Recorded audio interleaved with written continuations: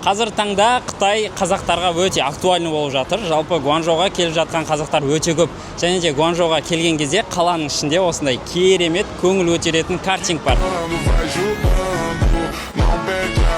Сол картингті біз тауып алдық. Адресі жақын және де более үлкендерге арналған.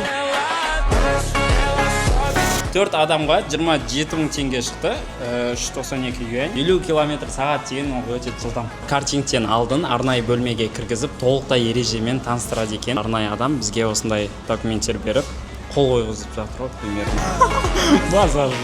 Картингтердің түрі осындай, енді көзге кішкене үлкендеу көрінеді екен. Бұларда 3 уровеньге бөлінеді.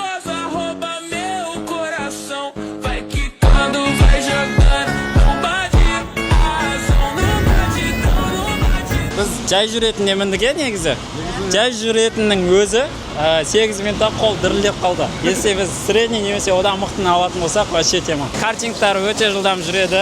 Эмоцияны енді айта алмаймын, шыны керек. Мен бірінші рет мұндай жылдамдыққа мініп көрдім. Адресін видео астына қалдырамын, келуге кеңес беремін. Өте керемет.